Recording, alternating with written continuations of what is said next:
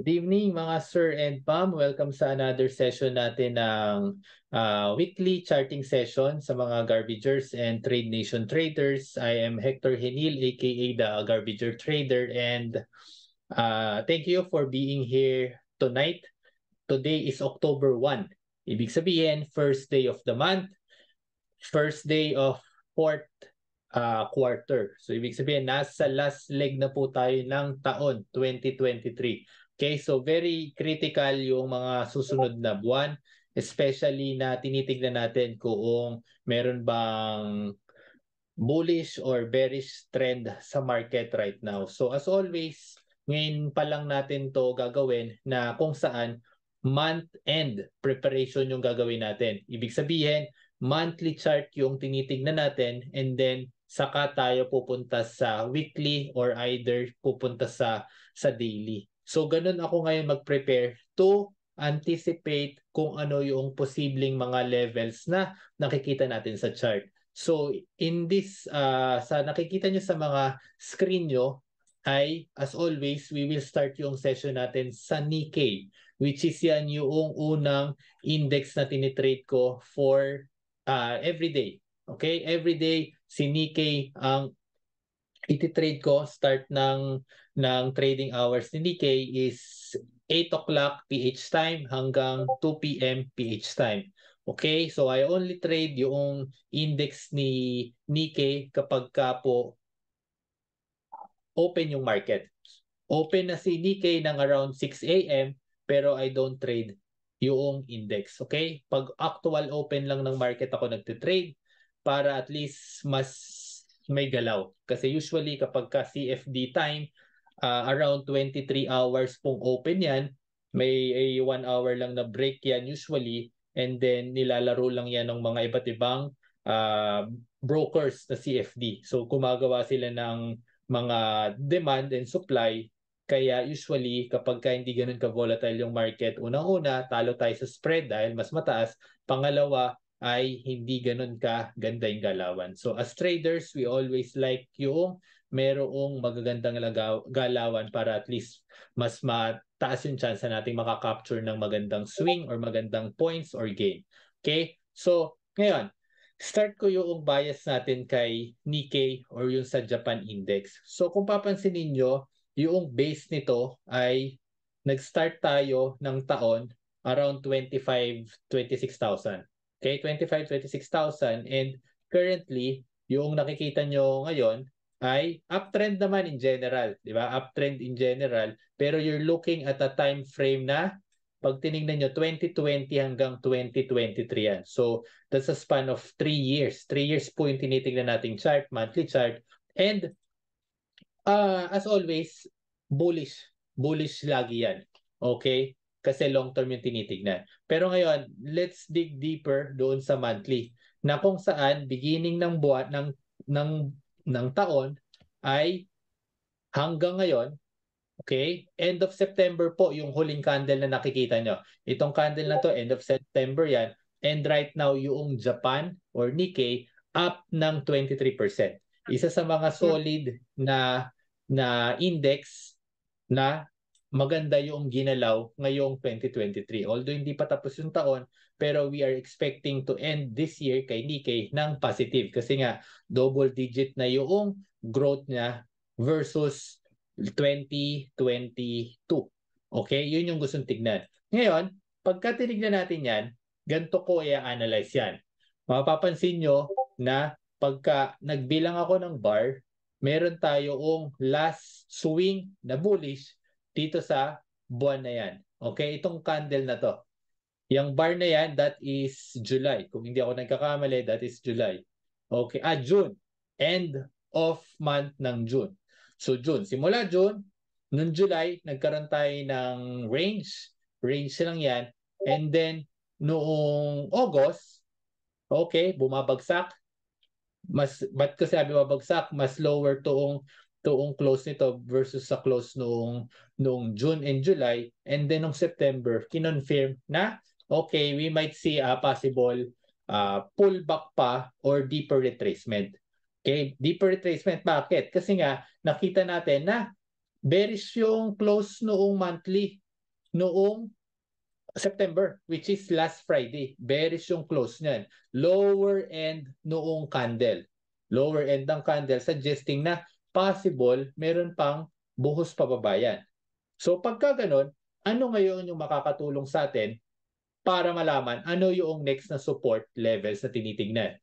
So initially, kung tinitingnan nyo yung support na magiging, yung dating resistance magiging support na, initially, ito yung level natin. Okay, itong high nito, which is 2021 yan yung mga pwedeng i-retest. Ya? Dating resistance, bin-breakout dito sa candle na to, and then ngayon, dyan yung pupunta. Yan yung isa. Okay? Ang problema lang sa ganyan is medyo wide.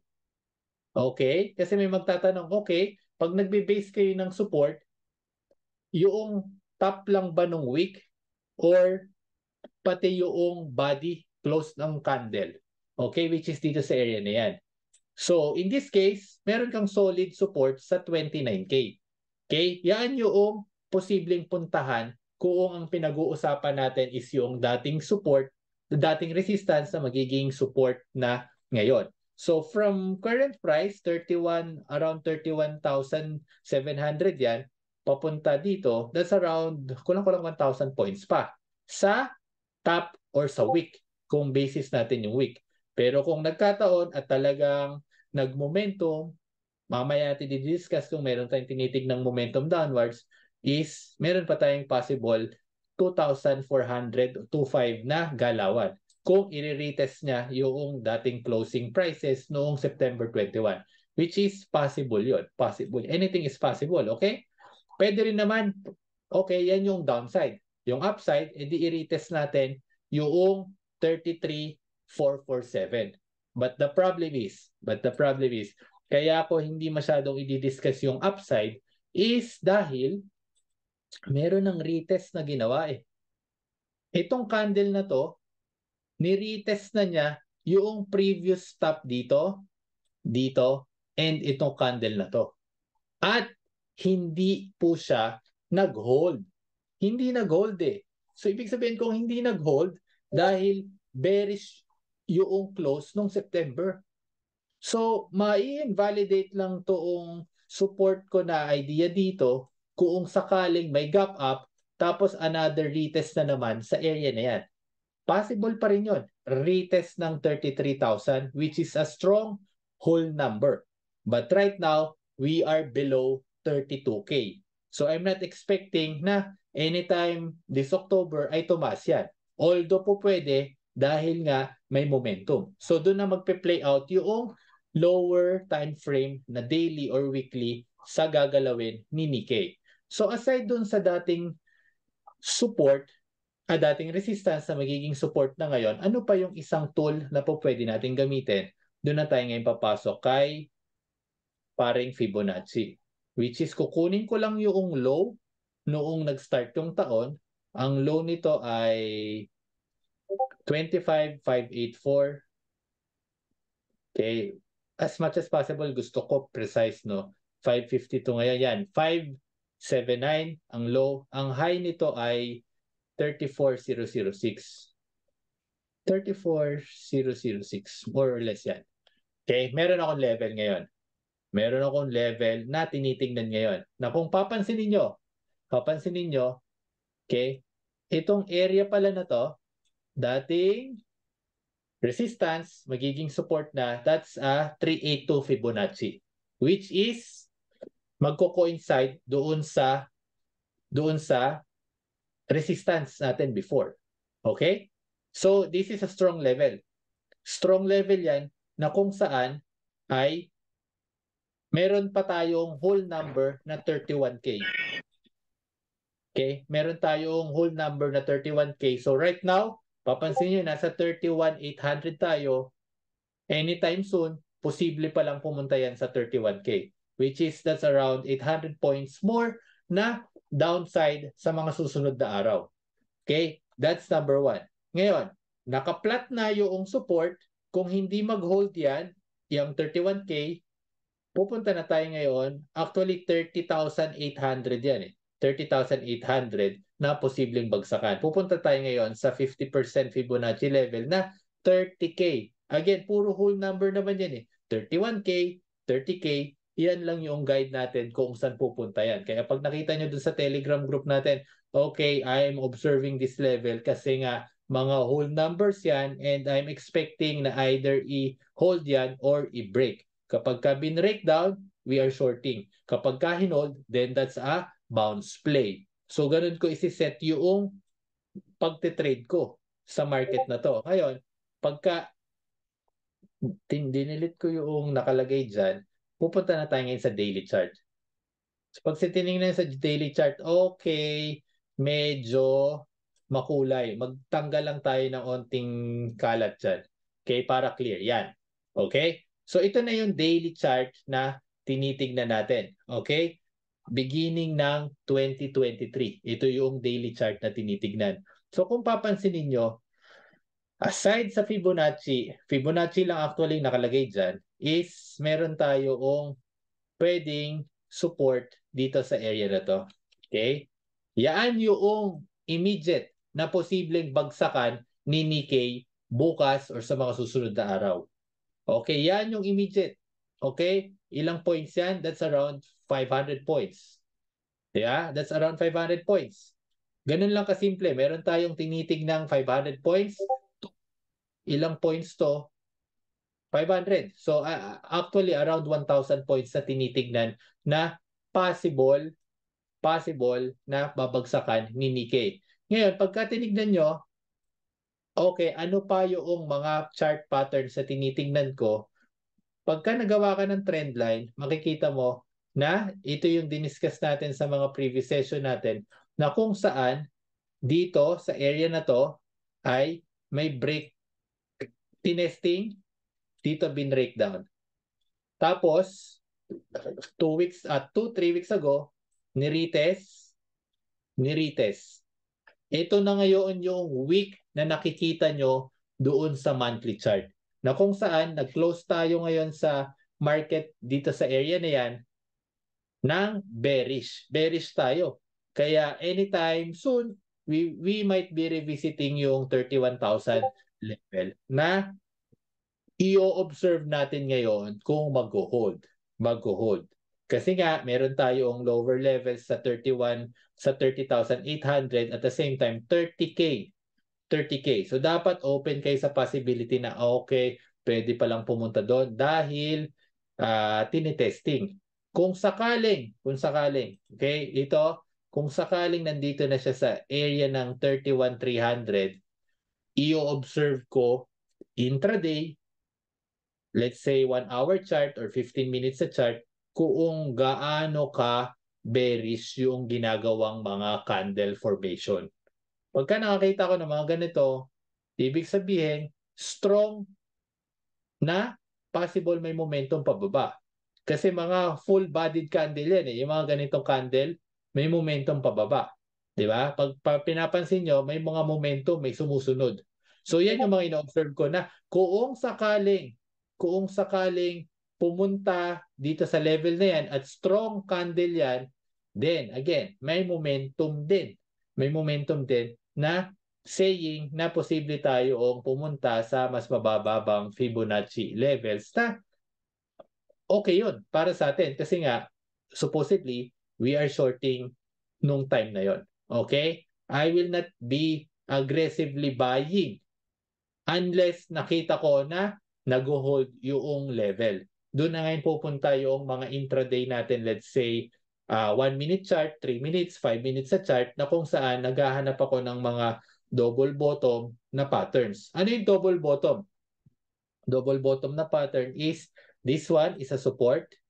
Technically, it's a pivot level na kung saan pag pumunta doon this week, hopefully, titignan natin kung pumunta si Nikkei dyan, ay this is a double bottom. So I'm observing kung mag-hold yung double bottom na yan, kung mag-hold, then retest ulit tayo sa previous na mga high. Ito, mini support or mini resistance. Actually, mini resistance to. Dating support, magiging resistance na. So, inoobserbahan ko yan. Kung sakaling bibili ako sa double bottom versus dito sa support na to. Okay? So, ganun ko siya i-play out. So again, itong si Japan ay bullish naman siya eh. Nagkataon lang na meron lang talagang mga panahon sa market na cycle na kung saan kailangan mo munang mag-pullback, and right now, nandoon tayo sa pullback na yon. So ngayon, paano natin malalaman kung gaano ka-deep yung mga pullback? Gaano ka-deep? So historically, i-base din natin yan doon sa ginalaw noong chart. Ano yung recent na pullback na ginawa? So ito, kunin ko yung high nito, kunin ko yung pinaka-low, para malaman nyo, saan ko ba binabase yung mga pinagsisend ko sa inyo na mga chart. Okay, ang dami namang mga chart dyan. Okay, wala ako masyadong indicator except for the Fibonacci, at the same time yung trend line lang. So ngayon, kumuha ko na isang swing, i-clone ko lang to, and ididikit ko ngayon doon sa previous swing. That's it. So ibig sabihin, strong support tuong 30,800 na level, which coincide doon sa dating resistance, magiging support at the same time kay 38 fib level. Okay? So mapapansin nyo na, okay, yan yung mga target areas ko kung sakaling meron akong position ngayon. Kung may position ako ngayon, ititignan ko ngayon yan kung i-achieve yan. Pero before achieving tong target na to, before achieving yung target na yan, kailangan mo munang i-break tong double bottom dito sa area na to.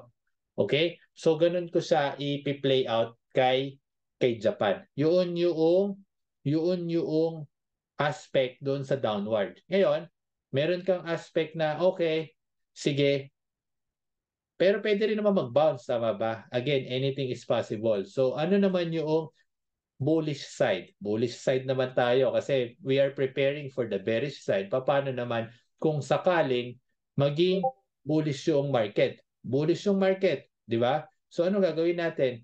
Again, pwede tayong gumawa ng mini trend line na kung saan ito yung trend line natin. Na hanggat hindi yan binibreak, ibig sabihin, bababa lang yan. Okay? So sumilip yan pataas, magre-range ngayon yan in between dito sa area na to hanggang sa area ng 32,800 or even 33,000. Okay? So ganun ko siya tinitignan. All about lines lang tayo based sa current na ginagawa ng chart. So previously, nung hindi pa natin nakikita tong swing na to, which ito yung last week na swing eh. Nung hindi pa natin nakikita yan, mapapansin niyo na gumawa ako ng trend line before. Nasabi ko dun sa previous webinar ko ay pagka binrake yung trend line, we might be seeing a move lower, which it did. So ito yung trend line na ginawa ko. Kinonect ko lang itong support dito, tsaka itong support na to. Then nung nag-break, ito na.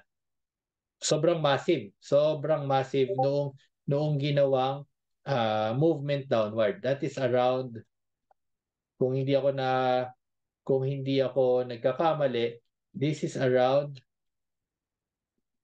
700 points in a day. 700 points in a day dito sa candle na to. Okay? So, ganun ko siya titignan. Ganun ko siya titignan na kung saan wala pa namang nabe-break na trend line sa area na to, current na to, tapos na to eh, history na yan, remove ko na yan. So ngayon, meron kang tinatawag na pattern dito, ABCD pattern. Okay? I'm not teaching that, pero just the same, you can search that na kung saan imi-mirror niya lang yung this is A, this is B, pivot, and then this is C, and then this is D. So ABCD pattern na posibleng puntahan ni Nikkei sa mga susunod na araw or linggo. Okay, that's my bias for Nikkei. Okay? Ngayon, punta tayo kay Hong Kong. Okay, punta tayo kay Hong Kong para malaman natin ano ang tinitignan natin kay Hong Kong. So, this is daily chart ni Hong Kong. As always, dahil October 1 ngayon, I'll be checking the monthly chart.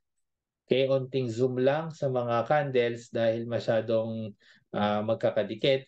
So kung papansin niyo, downtrend, long-term downtrend si Nikkei, si Hang Seng, Hong Kong. Ang trading hours po ni Hong Kong is 9:30 hanggang 4 p.m.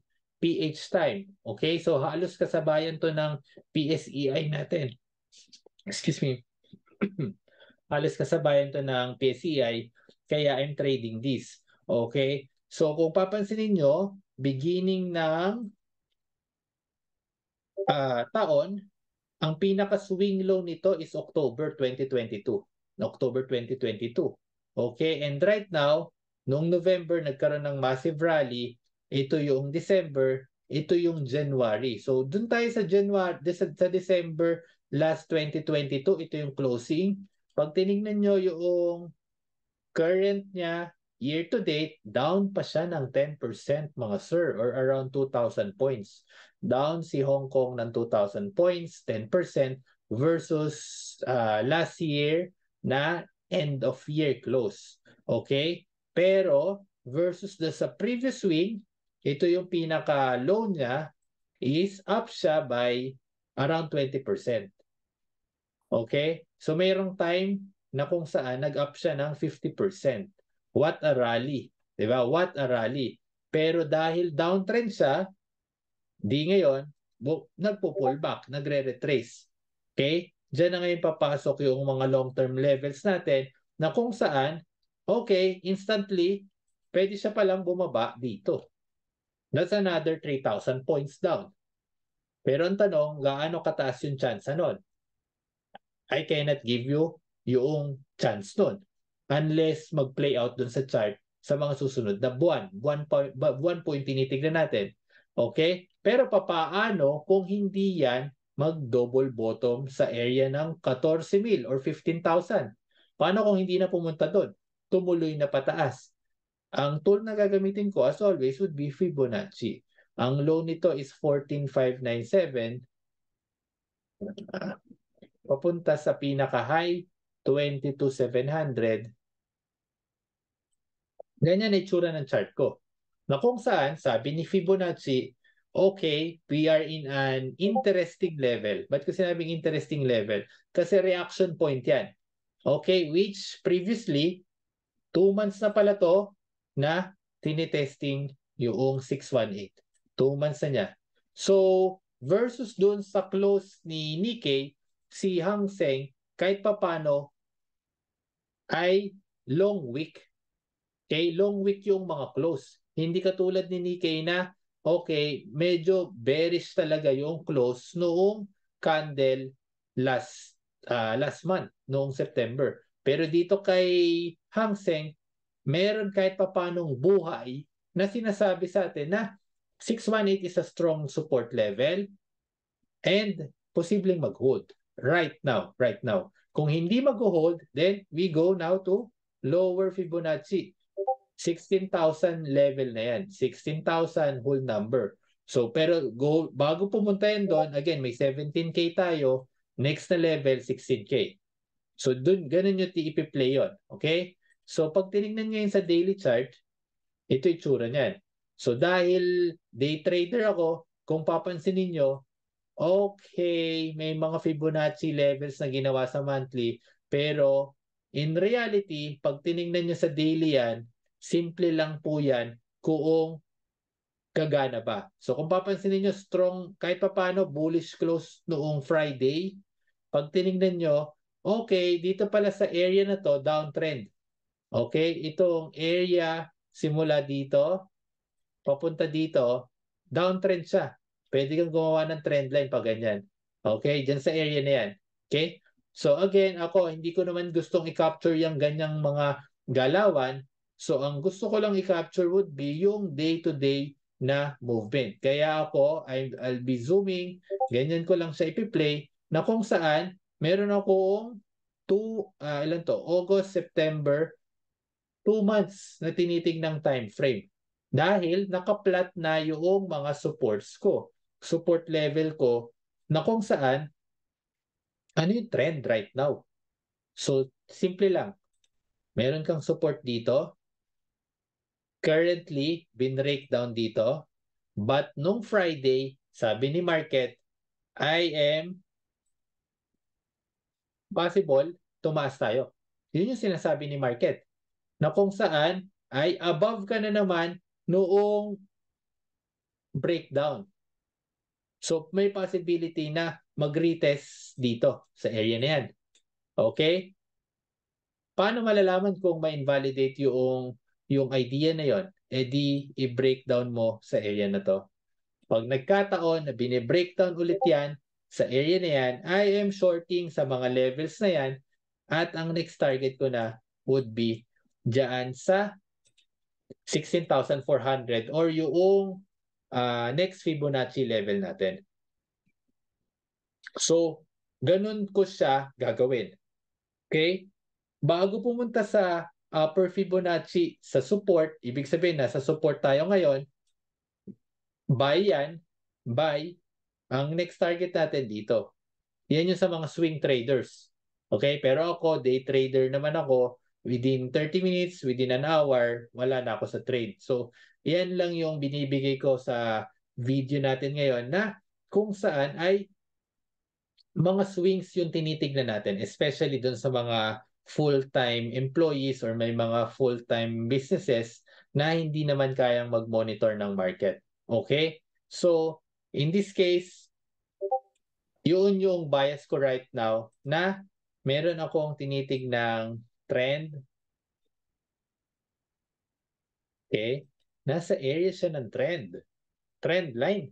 Okay? Nasa area siya ng downtrend na anytime this week is magbe-break tong candle na to. So hindi itong trend na to. So hindi ibig sabihin mag-print ng candle above ng line na yan is nag-break na yung trend line.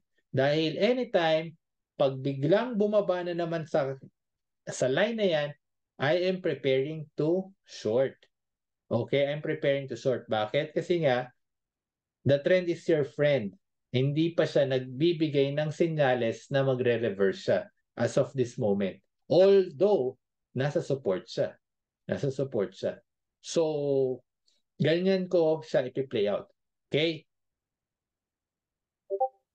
So, papansinin nyo, no? Ang daming mga gap dito. So, may gap dito. Tapos, pinil dito. Okay, kaya pagka nakita nyo doon sa Telegram natin, gap fill. Pag tinignan nyo ngayon sa daily charts nyo, ito pala yung sinasabi ko. Gap fill, okay, may initial reaction dyan. Okay, so pwede na bang tumuloy pababa or tumuloy pataas? Yun na ngayon yung obserbahan natin sa mga intra charts natin, which is 1 hour, 15 minutes, or even yung 5 minutes or 3 minutes. Okay? So, that is for Hong Kong na bias natin. Okay?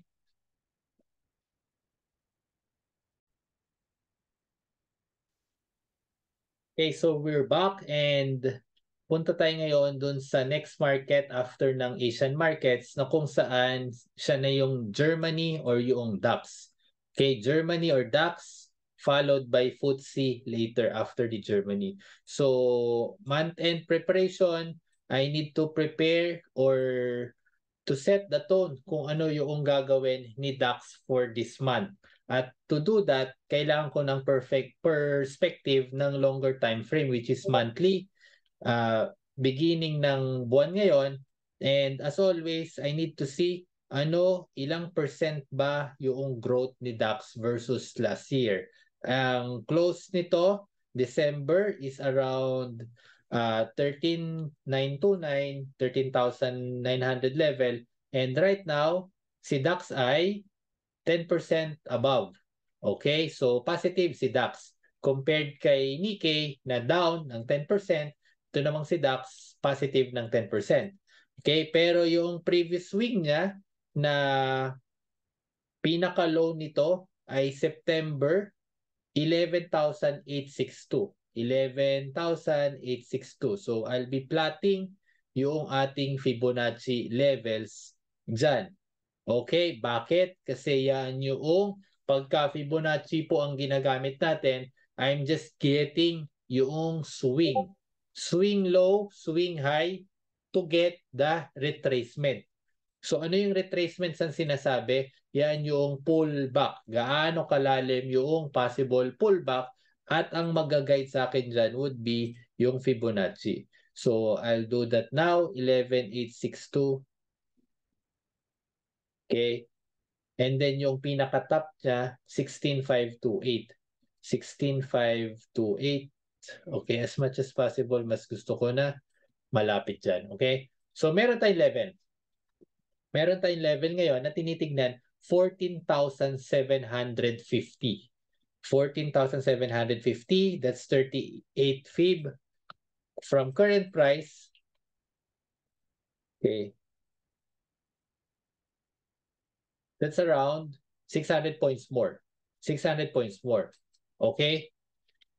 600 points more na tinitignan. Okay, meron pa tayong 15,000 na strong level which tinetesting na niya yun last week eh. So, this one, okay, wiki siya, no?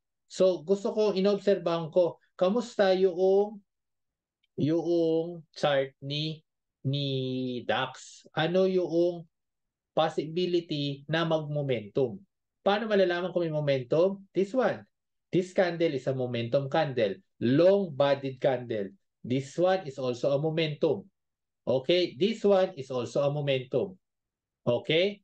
So this one, pwede nating i-argue na okay, momentum siya, pero kahit papano ay malapit na siya sa resistance. Kaya okay, ang nangyari ngayon kay DAX is gumawa ng panibagong all-time high. Okay? Tapos ngayon, ito yon. Yan yung time na yan. Anong buwan yan? Let me check kung anong buwan yan. That's July. End of July, all-time high tayo. Noong August, ni-retest. Meron tayong tawag na ganito eh. Okay? Meron tayong tawag sa candle na to. Okay? Wait. Nasaan na yan? So ito ay yung candle na yun, no? Magkapares yung candle na yun tsaka tong candle na to. Halos pareha sila. Okay? Ang tawag natin dyan ay shooting stars sa area ng resistance. Okay? Shooting stars sa area ng resistance. 2 buwan. Ibig sabihin, isa, dalawa, kinonfirm last month, noong September, na okay, bound for a reversal tayo. Bound for a reversal tayo. Okay? So, although, hindi siya ganun ka-convincing na bearish close, so ibig sabihin, meron tayong posibleng mga retest. May mga retest. So ngayon, alam mo na ngayon na bearish yung market, di ba? Kung bullish side mga sir, bullish side, pag tinignan natin yung bullish side, mapapansin nyo na ngayon dito na ito yung immediate resistance. Yan. Yung candle na yan. Okay? I'll just be plotting this. Itong 14.5, maglalagay ako ng linya dyan just to remind me that's a 38 Fibonacci. I'll be removing this. Ayaw ko kasi na masyadong maraming lines na tinitignan. Okay? Kaya gusto ko ganyan lang. Okay? Itong linya na to, kung papansin nyo, lumiit na yung mga charts na tinitignan ko. Ang horizon nito is from March papunta sa current ngayon, which is October. Okay? So yan ay tinitignan kong horizon na kung saan ay meron tayong range. Meron tayong range. Saan ko nakuha tong this is resistance, resistance, okay, resistance. So tatlong beses nag-resist and then yan yung immediate ko na resistance kung tataas si DAX, which is 16,000 strong whole number. Okay? 16,000 strong whole number. So ngayon, yan yung sa bounce play. Ang problema dito kay DAX is nung nagbigay tayo ng signal na this is a strong support, nag-bounce sa 500, yung sinabi nating next target. Bakit 500? Kasi technically, that's a previous previous dating support na magiging resistance na. Nag-resist siya noong Friday dahil hindi strong close. Itong candle na to ay hindi siya strong close, although pwede anytime tomorrow, pwede pa rin balikan yung 15,500. Pwede pa rin, okay? Magko-confirm lang na talagang bearish yung market kapag ka again retest this level. I-retest mo yan at i-breakdown mo yan, then ang next target natin would be 14,750. Okay? Ang laki pa niyan, ang laki niyan. So right now, I am observing yung DAX kung ano yung magiging movement ng market sa mga susunod na 2 o 3 araw, lilitaw na yan. But right now, kung kayo ay mga day traders, then meron tayong range na tinitingnan. Ano yung maliit na range na tinitingnan natin? Tuktok niyan, tsaka yung bottom nito. That's it. Okay? Ilang points yan? That's 500. This is 150. So that's around 300 points, 350 points. Actually, 250 points. Okay? 150. Okay? Around 250 points. Yun yung tinitignan nating range kay DAX. Which is, kay DAX, ang kinukuha ko lang dyan is masaya na ako sa 40 points, 60 points, 70 points kung I am day trading. Okay? Yan yung bias ni DAX. So, ganun ko ini-incorporate yung level na ni Fibonacci. So, papansinin nyo si Fibonacci, di ba? Tinesting niya na yan before yung level na yan. Okay? So, ngayon, posible niyang balikan yan. Okay? So, ready lang tayo na down yung market. Itong resistance na to, pwede kong ibabayan. Ganyan na itsura niyan. Ganyan na itsura niyan ngayon. Kasi resistance din pala yan eh. Hindi pa niya binibreak outan yan. Hindi pa niya binibreakoutan yan. So, meron tayong strong resistance ngayon sa 500 level na I'm observing kung i-break ba yan or i-retest sa Monday. So, ibig sabihin mga sir and ma'am, kapag ka pumupunta sa 500 level, example, open na si DAX around 3 o'clock, 3 p.m. PH time, open na, pumupunta sa 500 level, tapos nakita ko yung market ni Asia, yung market ni US, pre-market ni US mahina. Tapos pumupunta si DAX sa 500 level. And then, nagkaroon ako ng confirmation sa 15 minutes sa candle na bearish siya. I am positioning my trades to short. Nagsushort ako sa 500 level. Okay, 495, 490, 480, 470, whatever kung ano man yung sabihin noong mga lower time frames ko na bound for retest naman siya sa lower area ng 15,150. Dito ako bumili niyan eh. So dun sa mga nagtitingin, dun sa mga sinishare nating trades sa Telegram, 150 level yung bili ko niyan. Okay, yung huling screenshot ko doon is around 240, 250 yung level. Okay, so ganun ko siya ipi-play out kay DAX. Okay, so napansin natin, hindi muna ako pupunta sa mas mabababang levels unless i-break out yung area ng dating support, ngayon resistance na, tumaas yan, then we are talking sa level na to. Kung tumaas. Habang hindi pa nangyayari yan, tanggalin muna natin yan. Dahil ang next na target nito, kung sakaling mag-resist yan, would be dito sa area na to. That's a double bottom pattern pa rin. Pero most likely, gumawa yan ng panibagong low. Okay? Ganon ka simple yung ating ginagawang analysis. So ngayon, pagka tinignan nyo, nagiging volatile yung market. Paano ko nasabing nagiging volatile yung market? Observe the swing. Swing high, swing low. Okay, I'll be cloning this.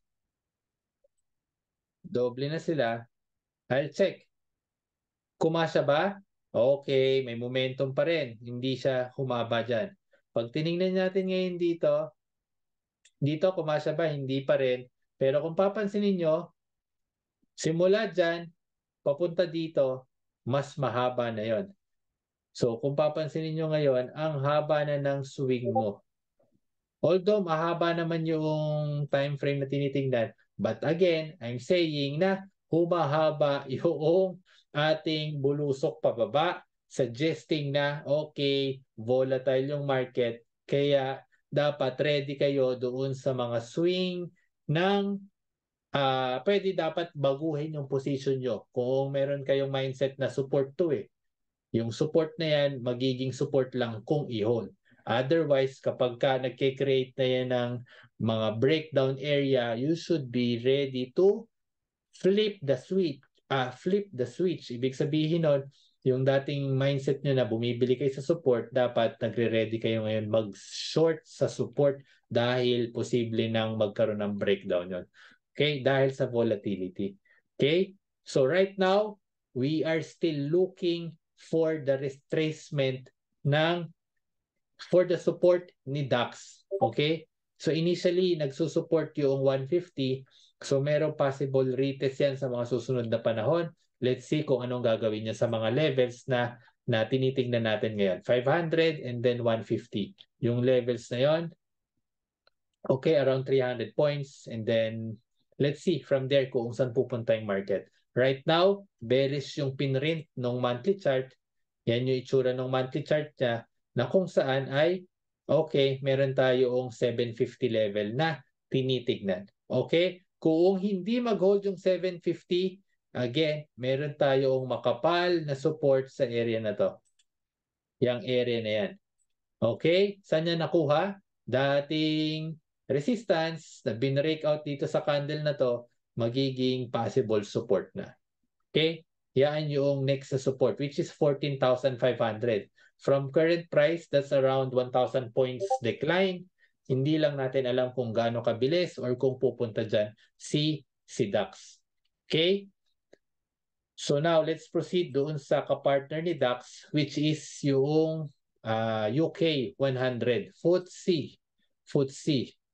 Okay, so si FTSE, as always, ganun din, monthly chart muna yung titignan natin versus beginning ng 2023, October to, this is November, this is December. Okay, from current, ditong price na to, 7,466, papunta sa closing price ni September, papansin ninyo.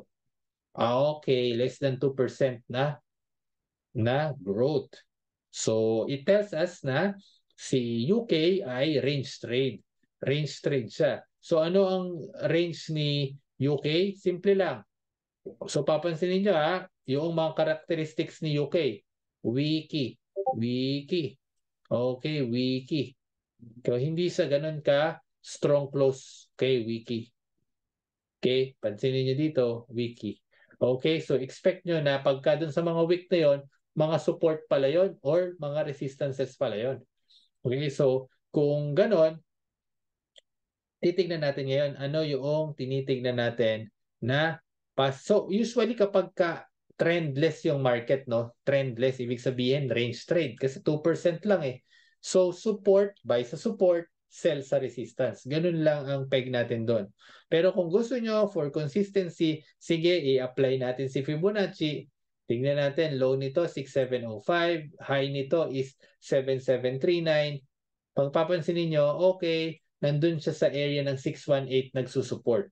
So, pagka ganon, range trade, nakita nyo na si UK ay range trade. Pag pumupunta sa level ng 7,200, you should be buying. Kasi nga, nakita nyo naman na range trade siya. Not compared kila DAX na may downward na basis. Okay?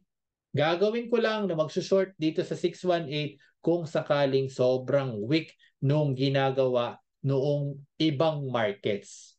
Okay? Pero kung hindi naman, may sariling mundo si FTSE na kung saan, okay, range lang tayo. So si DAX ay up ng 10%, ilan ba? 10%. Si Japan around 20%. Si FTSE flat, almost flat, 2% up. Okay? 2% up lang si FTSE. So pag pinuntahan natin sa daily chart, ano yung tsura ni daily chart? So I don't need Fibonacci na sa ganyang range trade. I'll just be removing yung Fibonacci level. I'll just plot yung regular nating resistance. This is my support. So right now, meron tayong downside. Meron kang next na support dito. Pwede mo rin gawing support yan. So meron kang target na 140 points. Kung sakali namang sa upside, meron kang target na around 120 points. So 1:1 target sa current price. But I'm not trading this right now dahil range trade siya. So I'm a day trader. I would like to trade more yung mga trending market. So I'll focus na lang kay DAX compared kay FTSE. Okay? Yun lang yung gusto kong sabihin na okay, flat to. So kung meron mga buy sa support, sell sa resistance sa inyo na trader, range trader, then this is your market, FTSE. Okay? Happy ka na sa 15 points, 15 points na up, 15 points na down, then you should be trading tong FTSE na market. Okay?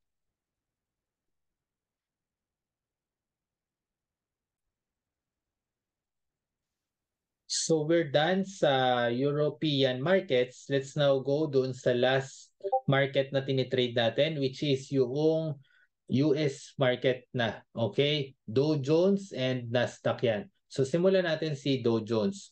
So begin tayo sa chart ng monthly chart ni Dow Jones. Ilang percent na kaya yung up ni Dow Jones year to date? So ang pinaka 2023 niya, September to 22, this is October, November, December.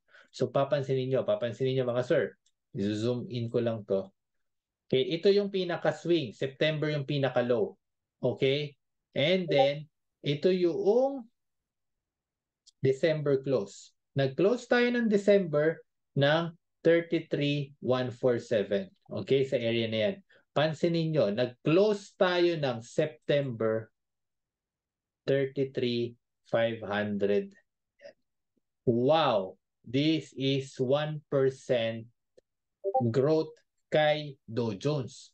1% na lang. Okay, year to date, halos flat na siya. Flat na siya. Parang naging FTSE na yung direction ni Dow Jones. Nawala yung trend niya higher. Pero take note, from the previous swing, ito yung swing low. Okay? Swing low natin, September, October area. Sa pinakatuktok, noong August, pansinin nyo 24%. That's 7,000 points. 24% yung ginalaw ni Dow Jones. Pero for over the last 2 months, yung i-decline ng index is 6%. Okay? 6%. 6% yung i-decline ni Dow Jones August and September. 6%. So, technically speaking, we are flat year to date. Year to date, we are flat. Okay? 1%. Okay, 1% na growth. Suggesting na, okay, sige. Ngayon, dito na ngayon, magpo-form yung bias natin. Ano yung posibleng mga scenarios na pwede natin gawin sa US market or kay Dow Jones? So, alam natin na range trade. Ano yung range trade natin? Paano malalaman na range trade? Flat eh. Flat yung taon. Okay? So, ang range trade natin right now would be, yan lang yung immediate na range natin. Ganyan lang from yung close ng candle na to, 32,500, sa tok-tok ng candle kung saan nag-close siya, 35,600. So that's around 2,000 points na range. Okay, 2,032 and then 35,500. Okay, 2,000 points na range. Ngayon, pagka tinignan natin ngayon, so gagamitan ko ngayon ng trend. Assuming may trend. Assuming may trend. Paano malalaman kung may trend at kung saan siya magsusupport? So alam natin ngayon na meron tayong strong support sa area ng close nito at sa area ng close nito. Saan ko kinuha? Saan ko kinuha yun? Close nito at close nito. Meron tayong level. Okay, meron tayong level ng support sa regular or traditional way of plotting yung support and resistance. Okay, yan yung support natin. Ano pa yung isang tool na posibleng makatulong sa atin would be yung Fibonacci. So Fibonacci natin from previous swing, anong pinaka-low nito? 28,660. Papunta sa pinaka-tuktok which is 35,679. 35,679. Okay? So yan. So meron tayong level na 38 Fibonacci sa level ng 33,000. 33,000 mga sir. 33,000. Ang current price ni Dow Jones right now is 500. 33,500. So meron pa tayong 500 points to reach yung 33K. Yun yung gusto sabihin. 33K. But again, as always, level yan. So pwede siyang bumilaw ng 33K. Pwedeng pumunta sa 32,600. So pag nangyari yun, that's 900 points from current price. And take note, yung close ni Dow Jones last month is a strong close. Bakit? Nandun siya sa lower part noong candle. It's a lower part ng candle. So it's a strong close na suggesting nga we could retest yung area ng 33K. Pag tinignan ngayon sa daily chart, ito na itsura ng daily chart niyan mga sir. Okay? Yan yung daily chart niyan. So I can remove the Fibonacci. Papansinin, I'll just leave toong next Fibonacci natin, yung 50%. Okay? Then tatanggalin ko to para at least ay mas clear yung line. Ganyan ko siya titignan. Okay? So right now, papansinin nyo, bearish yung close noong Friday. Bearish siya. Gap up, akala natin magbabounce na. Retesting. Sipin mo kung gaano kahina. Ito yung dating support. Yan yung dating support. Dating support yan mga sir. Na hindi man lang niya ni-retest last Friday or last week. Hindi niya ni-retest, suggesting na mahina yung market. Right now, again, pwede itong mabago, gap up ka bukas. Mag-gap up ka bukas, then balikan mo itong sinasabi kong dating support na magiging resistance na ngayon. 34,000, whole number. Pero hindi niya yung pinuntahan. Ang ginawa pa, in-engulf niya pa yung candle last Thursday, which is a bearish sign. Bearish sign yan na ang next na target na natin, itong lower area ng range. Ganon natin siya i-play out. Na nagkakataon, may momentum pa nga eh. May momentum. Paano ko malalaman yung momentum? Again, the trend, immediate trend ko is yung swing nito. Yan yung immediate kong trend ngayon na tinitignan. Pinagkabit-kabit ko yung linya. Ngayon, meron tayo hanggat hindi siya nagbe-break sa line na to, then I am seeing na meron tayong retest dito sa lower area na to. Okay? Saan yan manggagaling? Papansinin nyo, let's see a swing. Tingnan natin kung anong swing nito. Okay, I'll be cloning this and then putting this sa area na to. Okay. So, ganyan itsura. Ito ABCD pattern to. Katulad ng diniscuss ko kanina sa Japan. A, B, C, and then D. And then ngayon, mas nagiging malalim yung retracement. Saan to manggagaling tong linya na to? Titignan ko tong swing na to. Okay. So, ganyan ako mag-formulate ng bias ko. Swing to swing. Para malaman ko yung possible projection ng isang market. Copy. Upload. Dahil it will just be a pattern game. Yun pala. Wow. Okay. So ngayon, remove ko to.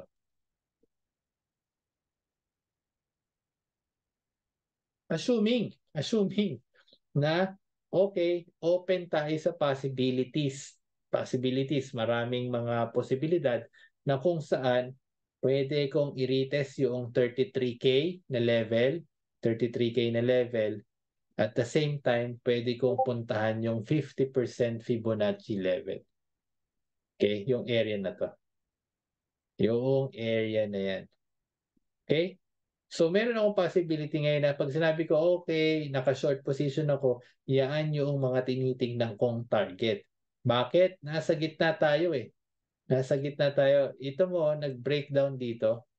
Di ba? May breakdown na ginawa dyan. So, yan. Ganyan yung tsura niya ngayon.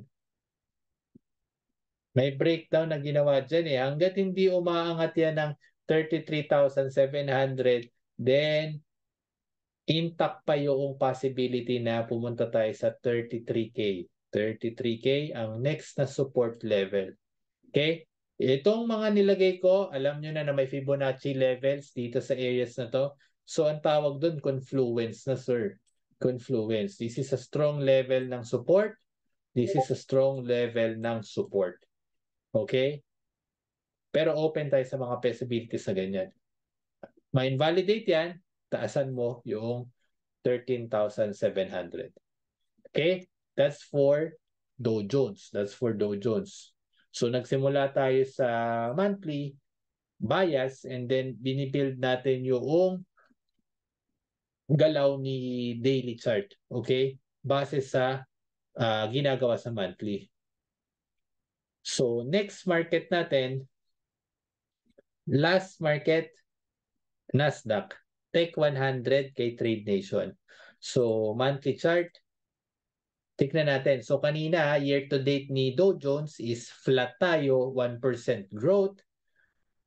Ito ngayon si Nasdaq ay December. Ito yung December natin. Okay, December natin. Current year to date. Wow, 34%. Nice, 34% up si Nasdaq. 34%. Okay? So kung papansinin nyo, wow, very momentum pala talaga yung ginagawa ni Nasdaq. Okay. Pero to give you perspective, noong tuktok ng 2022, papunta noong latter part ng 2022, papansinin nyo, this is November, this is December. Pagka tinignan nyo, year to date noong 2022, down si Nasdaq ng 33%. So yung inap na ngayon is technically yan lang yung dinown niya noong 2022. Okay? But again, still positive for 2023. Year to date, positive pa rin.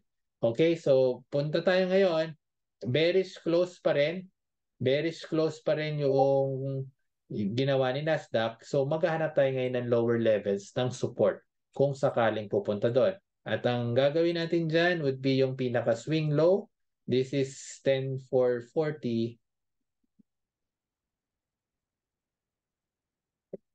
Papunta dito. Sa high niya, 5932. Yan.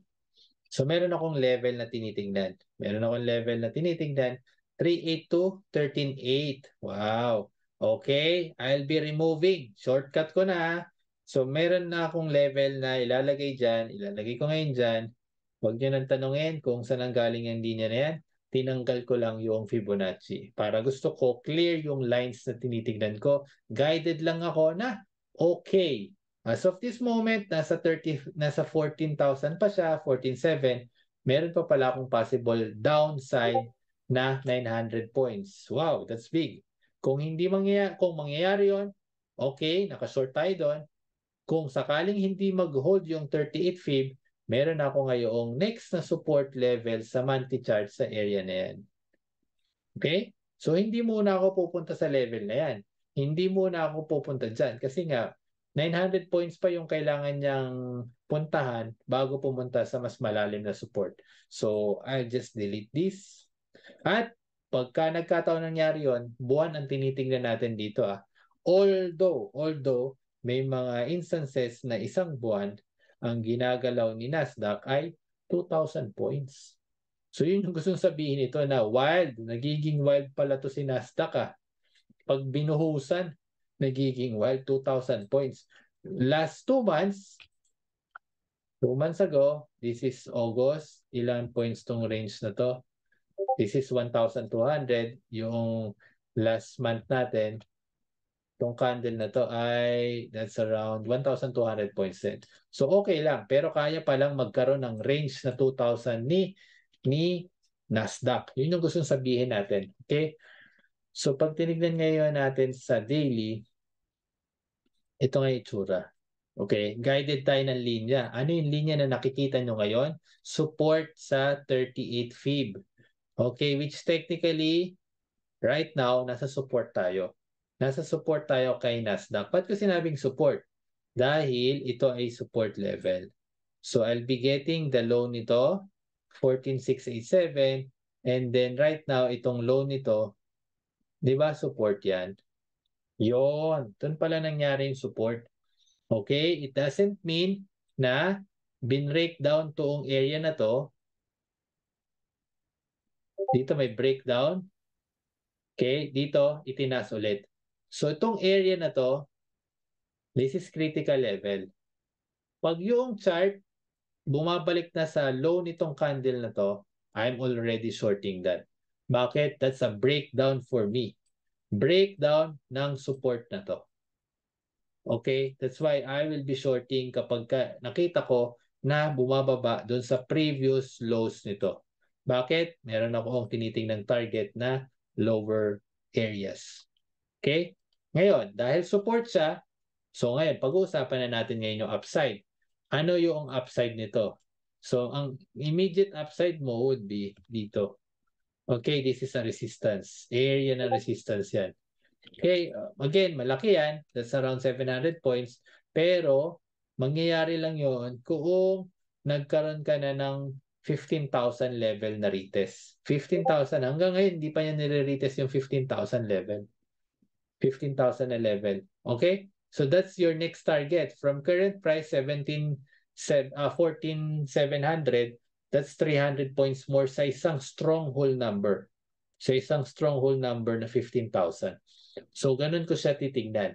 Okay? Napupunta lang tayo sa resistance ng 15,500 kung nag-hold at nag-break na yung 15K level. Otherwise, nandyan yung range na yan. Meron kang range ng 15,000 papunta sa 14,500. Okay, that's 500 points na range. And kay Nasdaq, I'm happy. Katulad ni DAX yan, happy na tayo sa 40 points, 50 points kay Nasdaq. Day trading yung index ni Nasdaq. So to recap yung ginagawa natin, gusto kong ipakita ano yung nangyayari sa Asia sa pamamagitan ni Hong Kong tsaka ni Nikkei, ano yung nangyayari sa Europe sa pamamagitan ni DAX tsaka ni FTSE, and then lastly, ano yung nangyayari sa Amerika sa pamamagitan ni Dow Jones tsaka ni Nasdaq. And right now, gusto ko lang sabihin na may momentum si Nikkei, may momentum si Nasdaq, pero kailangan nilang mag-pullback. May momentum din si DAX, pero kailangan nilang mag-pullback. Yung mga range trade market, Dow Jones, FTSE, at yung downtrend market, Hong Kong. Okay? So yun yung iba't ibang mga markets na tinitrade ko as of this moment. Okay? So kung sakaling may mga natutunan kayo dun sa mga hindi pa nagfa-follow dun sa YouTube natin, kindly like, kindly post your comment dun sa page just in case i-review nyo to. And then let me know kung ano pa yung gusto nyong matutunan. No?